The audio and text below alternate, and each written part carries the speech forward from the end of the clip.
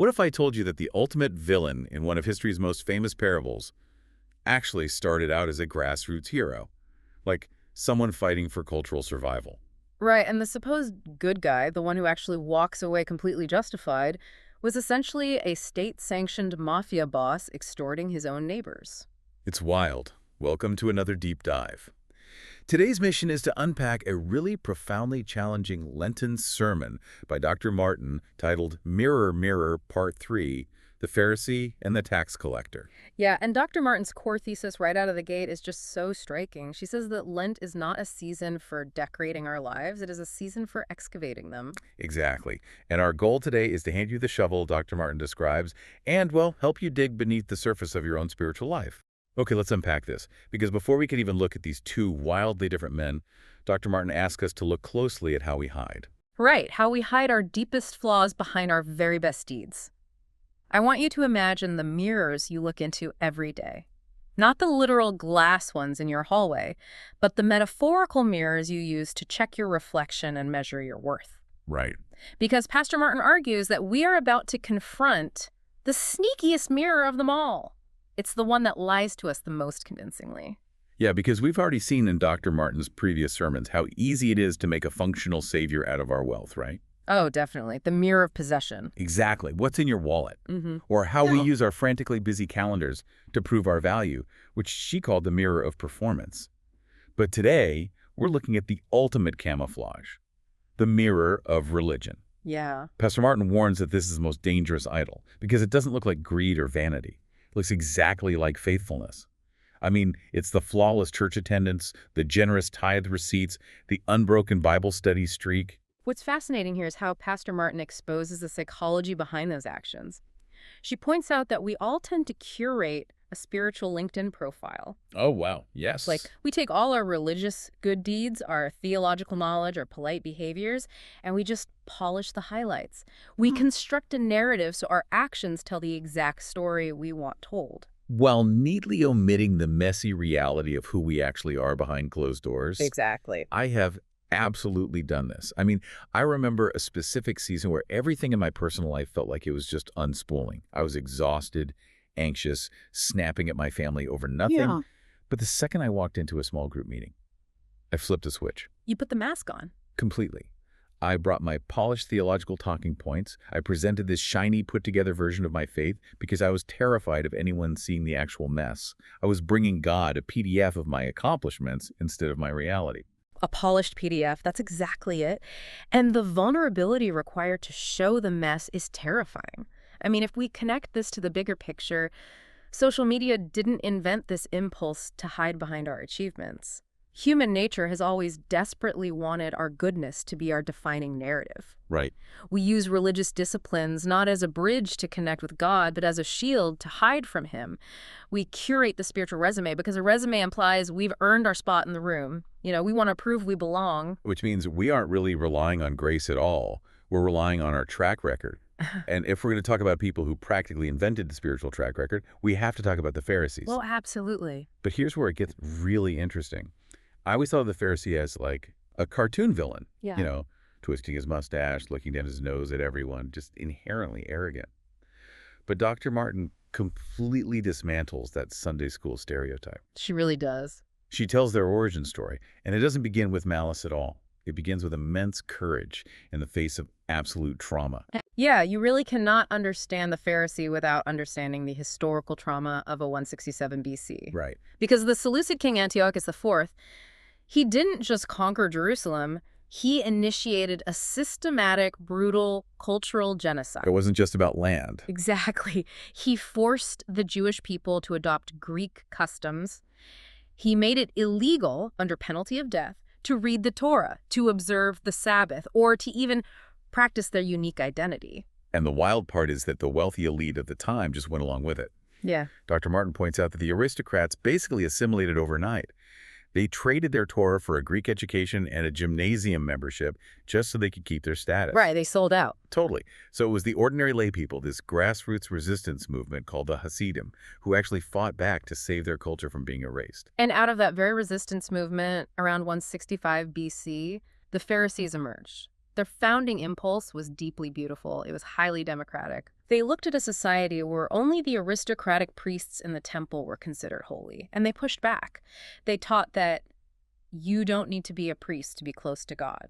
Personal piety, studying the scriptures, holiness, that was for everyone. Right. God is in your kitchen, in your business, in your daily life. Exactly. Dr. Martin even highlights that one of the greatest Pharisaic teachers, a sage named Hillel, taught the golden rule like, that which is hateful to you, do not do to your fellow decades before Jesus even preached the Sermon on the Mount. It's incredible. So, wait, I'm genuinely struggling to understand how a movement born from grassroots heroes fighting for cultural survival turns into the self-righteous guy in the temple looking down on everyone else. Help me connect the dots there. How does the hero turn into the villain? Well, it really comes down to how human beings process existential threat. When your entire culture is nearly wiped out by an empire, your natural defense mechanism is hypervigilance. Yeah. The Pharisees wanted to protect the biblical commandments so fiercely that they built an oral tradition around them. They called it building a fence around the Torah. Why? The psychological logic was simple. If we create 600 extra, highly specific rules, and we obsess over never breaking those outer rules, we will never even come close to breaking the actual law of God. So the 600 rules weren't born from a desire to control people. They were a trauma response. They're trying to build a fortress so nobody could ever take their identity away again. Exactly. But as Dr. Martin says, those protective guardrails slowly calcified into walls. The fence became a prison. It completely reminds me of her analogy about an overzealous homeowners association. Oh, the HOA analogy captures that psychological shift perfectly. You start with a desire to preserve something beautiful, right? Keeping the neighborhood safe, making sure things are orderly, preserving the value of the community. Sure. But eventually, the preservation becomes an obsession. The rules become more important than the actual people living inside the houses. Yeah, you start walking around with a measuring tape, checking if the grass is half an inch too long, completely ignoring the fact that your own house is literally on fire. The measuring tape becomes the ministry. Wow, the measuring tape becomes the ministry. And if the Pharisee is the guy with the measuring tape, then Dr. Martin forces us to look at the guy on the absolute opposite end of the spectrum.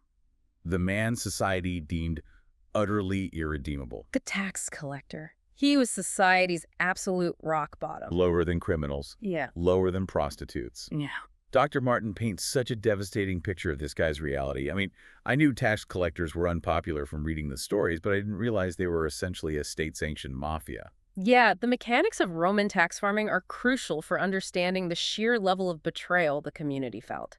Rome didn't send its own bureaucrats to collect taxes in Judea.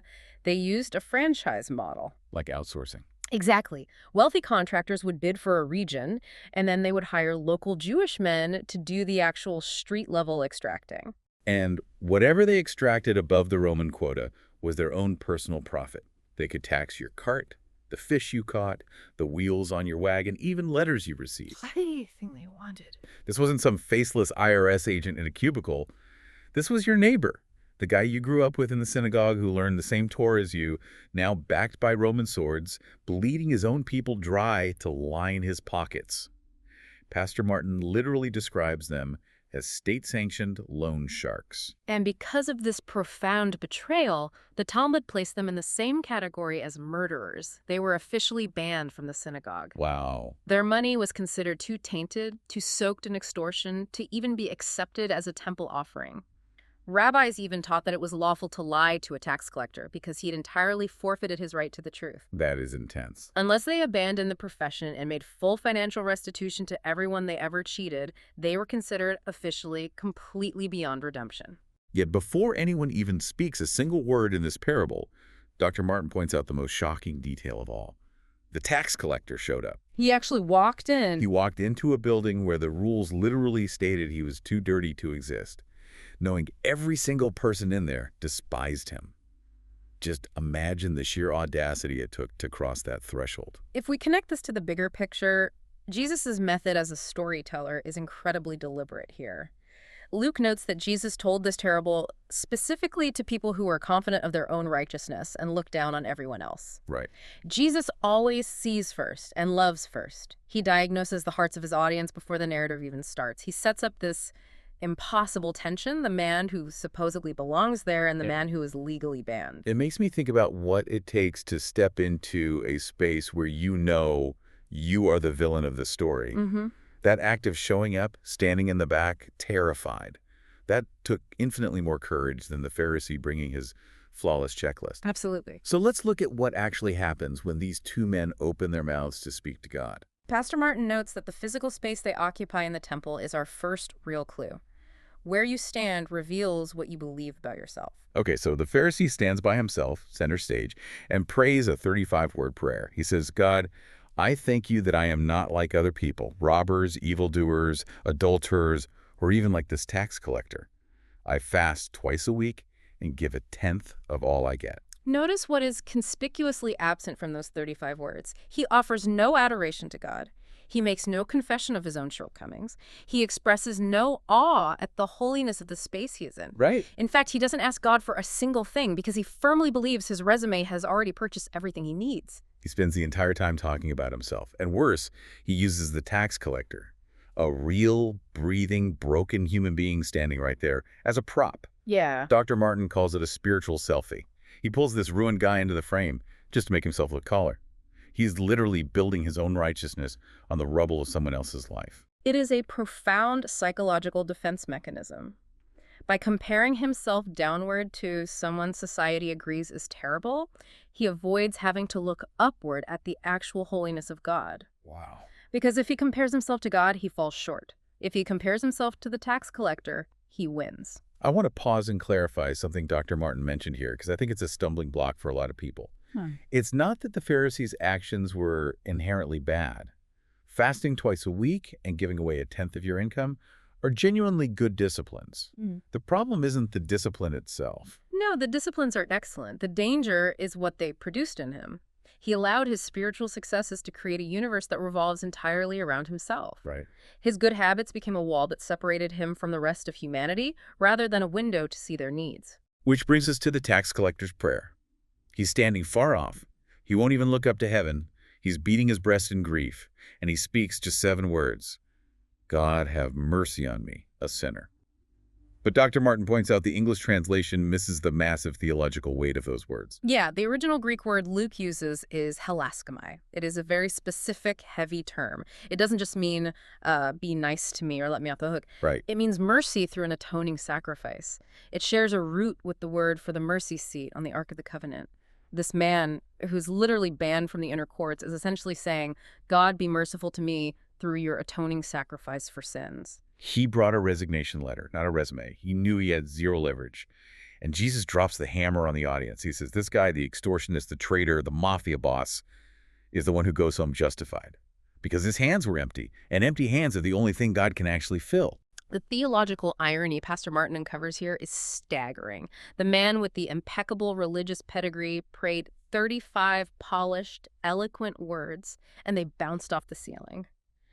The social pariah prayed the most theologically rich prayer in the room, and it reached the very throne of God.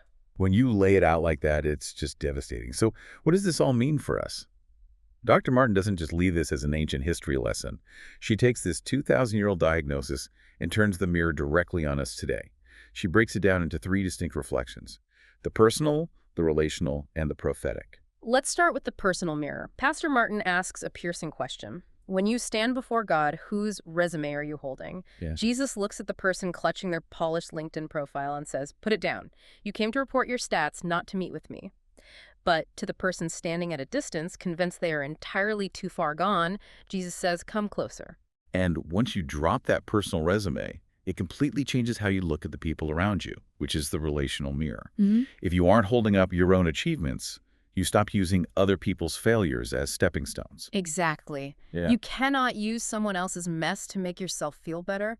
Pastor Martin forces us to ask our own reflection, are you pulling someone out of a ditch? Or are you standing safely on the edge thanking God that your clothes aren't muddy? Oof, that cuts deep. Because it scales up too. That individual dynamic bleeds right into the final reflection, the prophetic mirror. Dr. Martin asks if the modern church acts like the Pharisee. Are we collectively distancing ourselves from broken, messy people just to keep our own hands clean? This raises an important question about our communal heartbeat. If an institution builds its identity on exclusion and purity at the expense of compassion, it loses its prophetic voice entirely. Right. A true prophetic voice requires radical solidarity with the broken. Pastor Martin defines the true essence of the law very simply: justice for the neighbor, mercy for the neighbor, presence with the neighbor. So what does this all mean? It's like Dr. Martin is asking us to check our building permits. When we look at our spiritual lives and our communities, what are we actually constructing? Are we building step stools out of other people's flaws just to elevate ourselves? Yeah. Are we building walls to keep the complicated people out? Or are we actively grabbing a sledgehammer and standing alongside Jesus to tear those walls down? As she says, the Pharisee built a wall. Jesus kept tearing walls down. That is the ultimate challenge of this Lenten excavation. It demands that we dismantle the structures we've built to protect our own egos. To recap the essential wisdom we've pulled from Dr. Martin today, Lent is for excavating. We have to drop the act. We have to log out of our spiritual LinkedIn profiles, throw away the measuring tape, and realize that God isn't looking for a highlights reel. He's looking for empty hands. And the grace required to make that change means giving up the illusion of your own perfection. It means stepping into the room, showing up, even when you feel completely unworthy or banned by the rules everyone else seems to be playing by. Before I let you go, I want to leave you with one final thought to mull over. We've spent this whole time inside the temple, analyzing these two prayers. Dr. Martin told us the tax collector walked out of those temple doors justified because he brought empty hands to God. No. But I want you to think about what awaited him outside those doors. It wasn't going to be easy. No, because to truly abandon his past, as Jewish law required for his profession, he couldn't just say a beautiful prayer, wipe his tears, and go back to extorting his neighbors. He would have to make full financial restitution to the people he robbed. He would have to completely walk away from his highly lucrative Roman contract. His entire livelihood, his wealth, his security, it would all be gone. Yeah. So the provocative question for you is this. When you finally drop your spiritual resume and walk out of the temple with empty hands, wait, sorry, let me rephrase that. When you walk out with empty hands, are you prepared for how drastically your life will have to change tomorrow just to keep them that way?